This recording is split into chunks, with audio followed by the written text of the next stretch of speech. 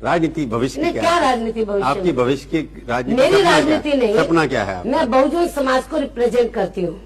तो मेरा सपना क्या है, मैं क्या सोच रही हूँ कि इस देश में जो बहुजन समाज के लोग हैं, जिसके अंतर्गत अनुसूचित जाति, जनजाति, अन्य पिछड़े वर्ग के लोग और धार्मिक अल्पसंख्यक समाज से संबंध रखने वाले जो सिख, मुस्लिम, ईसाई, पारसी और बुद्धिस्ट लोग हैं, और इसके साथ साथ अपर कास्ट में से ऐसे लोग जो अपनी मनुवादी मानसिकता को छोड़कर बीएसपी में जुड़ रहे हैं, और तो हम उनको भी साथ में लेकर चल रहे हैं। तो बहुजन समाज के साथ साथ अपर कास्ट में से जो गरीब तबके के लोग हैं, जो जरूरतमंद लोग हैं, मानवतावादी हो रही है बात। तो हम लोग ये चाहते हैं, मनुवादी अभी आपने कह दिया, हम तो शुरू से ही मानवता और इंसानियत में विश्वास रखते हैं। अभी आपने कहा मनुवादी, सीबीआई भी मनुवादी आपको बता, तो जो गलत काम करेंगे तो उनकी मानसिकता तो हमें उजागर नहीं करनी चाहिए। तो मैं आपको ये बताना चाहती हूँ कि हमारा सपना क्या है कि इस देश में जो बहुजन समाज के लोग हैं, जिनके साथ सदियों से हर क्षेत्र में उनके साथ अन्याय हो रहा है, उनको इंसाफ नहीं मिला। जैसे फॉर एग्जाम्पल आप ये देखेंगे, उनको परम पूज्य बाबा साहब डॉक्टर अम्बेडकर के कारण सरकारी नौकरियों में, राजनीति में आरक्षण की सुविधा तो मिल गई, तो राजनीति में तो आरक्षण का कोटा उनका पूरा हो जाता है, लेकिन सरकारी नौकरियों में अभी तक भी आरक्षण का कोटा किसी भी महकमे में पूरा नहीं है। बीजेपी की सरकार रही हो चाहे आज कांग्रेस की सरकार है, आरक्षण के कोटे को इनडायरेक्टली किस तरीके से एक तो आपको लगता है कि आरक्षण को खत्म कर रहे हैं। जैसे बीजेपी चल रही थी, एक मिनट, जैसे बीजेपी चल रही थी जिस रास्ते पे, आज उस रास्ते पर कांग्रेस चल रही है। आपके समर्थन से चल रही है। मैं इसलिए बता रही हूँ कि जो आरक्षण है, तो एक तो कोटा पूरा नहीं करे, और जो सरकारी जितने संस्थान है, तो छोटा कमाल हो गया, रिजर्वेशन का निजीकरण कर रहे हैं, और निजीकरण में आरक्षण की व्यवस्था नहीं है, आरक्षण की व्यवस्था नहीं है, राज्यसभा में नहीं है, विधान परिषद में नहीं है, ऐसे बहुत से क्षेत्र हैं जहाँ पर आरक्षण की सुविधा प्राप्त नहीं है। तो हमारे लोगों को काशीराम जी ने कहा था, हमारे मेरी बात सुन लो, काशीराम जी का एक सपना था कि तो जब हम यूपी में जो मेरी बात सुन लो भाई, सबसे बड़े प्रदेश में हम 3-3 बार अपनी सरकार बना सकते हैं, अपनी सरकार बना सकते हैं, दूसरों के साथ मिलकर बनाई। कोई बात नहीं, तो आज का बीजेपी के साथ, कभी कांग्रेस के साथ, बीजेपी ने खुद अकेले अपने बलबूते पर बनाई थी, या आज कांग्रेस ने अकेले अपने बलबूते पर बनाई, दूसरी पार्टियों का सहयोग लेकर बनाई। तो ये ऐसा बात नहीं है। तो जब हम यूपी में बना सकते हैं, अब बनाएंगे दोबारा, क्यों नहीं बना सकते? बनाएंगे दोबारा, यूपी में भी बनाएंगे, सेंटर में भी आगे चल के बनाएंगे। सेंटर में हम बहुजन समाज को इस देश का मालिक बनाना चाहते हैं, बाबा साहब डॉक्टर अम्बेडकर के सपनों को साकार बनाना चाहते हैं। इस देश की मैं काशीराम जी को तोड़ कर रहा हूँ। काशीराम जी का कहना ये था कि हमारी, काशीराम जी का फिलॉसफी ये है कि जितनी स्थिरता रहेगी उतना बहुजन समाज को फायदा होगा। उन्होंने सरकारें गिराते रहेंगे तो हम ज्यादा जी ने ये बात कब कही थी कि जब तक बहुजन समाज पूरा तैयार नहीं हो जाता है, तब तक सरकारें तुम्हारे फायदे में, कि राजनीति में यदि स्थिरता रहती है हमारे हित में है, लेकिन जिस दिन बहुजन समाज तैयार हो जाएगा तो फिर स्थिरता अस्थिरता का मतलब क्या रहेगा? तैयार नहीं हुआ ना, अभी तैयार नहीं हुआ ना, तेजी से तैयार हो, अभी भी सरकार गिराने की कोशिश करेगी ना। गिराने का क्या मतलब? आपकी क्या मतलब गिराने का? अस्थिरता तो यही होती है ना कि जब तक सरकार गिरे नहीं, चुनाव नहीं हो, आपको फायदा नहीं होता। ना, हम क्यों, हम किधर किसकी सरकार गिराते हैं? हमने यदि पहले कभी सेंटर में बीजेपी की सरकार गिराई, वो तो हमने यूपी में जैसे को तैसा जवाब दिया था। आप ये मायावती जी मानते कोएलिशन का जमाना है? आपने अभी कहा कि आपके साथ मिलकर सरकार बनाई, आपने दूसरे साथ मिलकर बनाई, पार्टियों में नहीं बनाया। तो आपको लगता है कि आपको कभी ना किसी पार्टी के साथ जाना ही पड़ेगा?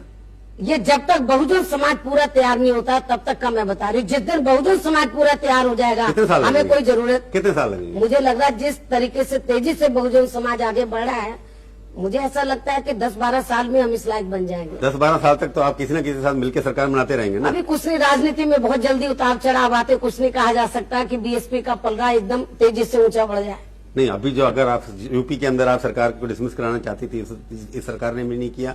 पहले वाली तो करती नहीं, क्योंकि वो तो उनके साथ थे। तो आपको लगता नहीं कि कांग्रेस ने आपके साथ पॉलिटिकल जो है, जो आप एक्सपेक्ट कर रही थी, वो हमारे साथ नहीं, वो तो अपने पैरों पे कुल्हाड़ी खुद मार रहे हैं, हमारे साथ क्या कर रहे हैं? नहीं, हमने कब कहा कांग्रेस को? कांग्रेस तो उत्तर प्रदेश में उनकी सरकार चला रही है, समाजवादी पार्टी की जो सरकार चला रही है कांग्रेस, तो वो कैसे गिराएगी? हमने कभी नहीं कहा कि भाई, हमने तो ये कहा कि भाई उत्तर प्रदेश में जो लॉ एंड ऑर्डर की स्थिति खराब है और डेवलपमेंट का काम बिल्कुल नहीं हो रहा, तो हमने कहा कि इसके ऊपर कांग्रेस को, सेंटर की गवर्नमेंट को, यूपी की सरकार तो कांग्रेस चला रही है, आप कह रहे हैं कि अगर वो समर्थन विड्रॉ नहीं करते तो सरकार शायद अनस्टेबल हो जाएगी, आपको लगता है गिर सकती है? अभी हमने कब कहा कि भाई मैं आपसे ओपिनियन मांग रहा हूँ। अभी ये तो अब कांग्रेस अगर चाहे सरकार यूपी की गिराना तो गिर सकती है कि नहीं? आपका अपना क्या असेसमेंट है?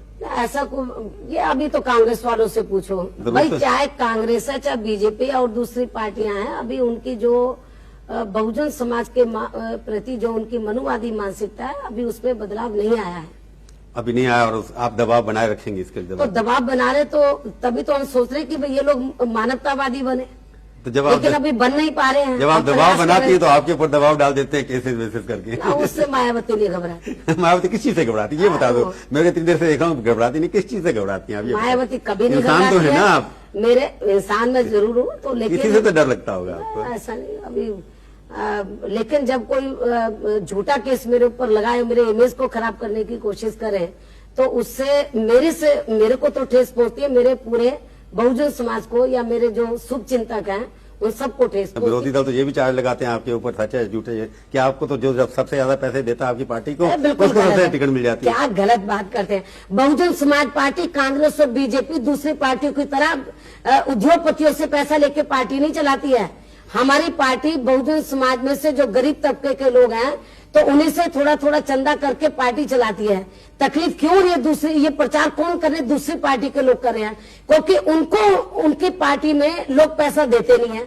जब नहीं देते तो उनको उद्योगपतियों से पैसा लेना पड़ता है, लेकिन बीएसपी उद्योगपतियों से पैसा लेती नहीं है। गरीब और मजलूम मेंबरशिप के जरिए मेरे जन्मदिन के मौके पर थोड़ा थोड़ा धन इकट्ठा करके इस मूवमेंट को चला रहे, तो तकलीफ दूसरी पार्टियों को हो रही है। इसलिए बीएसपी को बदनाम करने के लिए ये लोग इस किस्म का आरोप लगाते हैं। हमारी सेहत पे कोई एक बात मैं आपसे पूछना था, आपकी ऐसा लगता नहीं है कि राजनीति के अंदर जो अपराधी लोग हैं उनको टिकट नहीं देना चाहिए? आपका व्यू क्या है? हम तो चाहते हैं कि बिल्कुल नहीं देना चाहिए। उनको मंत्री भी नहीं बनाना चाहिए? बिल्कुल नहीं बनाना चाहिए। केंद्र में जैसे जिनके खिलाफ चार्जेस हैं उनको भी आप मांग करनी चाहिए? आप सपोर्ट नहीं, उसका एक क्राइटेरिया फिक्स होना चाहिए। आप उनको सपोर्ट कर रही है कैबिनेट को? एक मिनट, ये तो सारी जो राजनीतिक पार्टियां हैं तो उनको बैठकर इसके ऊपर कोई नीति तैयार करनी चाहिए, तब तो हम राजनीति में अपराधीकरण को खत्म कर सकते हैं।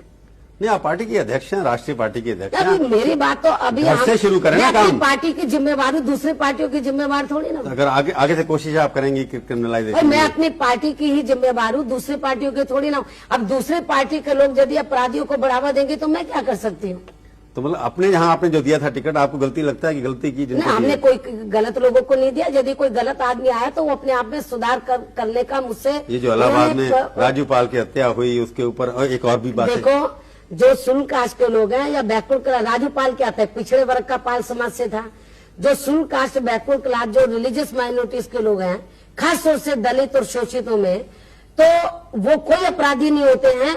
उनको तो अपराधी जबरन बनाया जाता है। उनमें से कोई ताकतवर आदमी बन के आगे निकलता है तो उसको बदनाम करने के लिए उनके ऊपर गलत मुकदमे चलाए जाते हैं। बहुजन समाज के ऊपर आ जाती है तो मेरे ऊपर आती है, मेरे ऊपर आती है तो बहुजन समाज की। मायावती बहुजन समाज की आवाज ही बहुजन समाज की आवाज है। ठीक बात है, जैसे Indira is India, Mayawati BSP, Mayawati Bahujan Samaj है, बहुजन समाज मायावती, इन दोनों का इंटरेस्ट प्रोटेक्ट करना आपकी एक राजनीति है।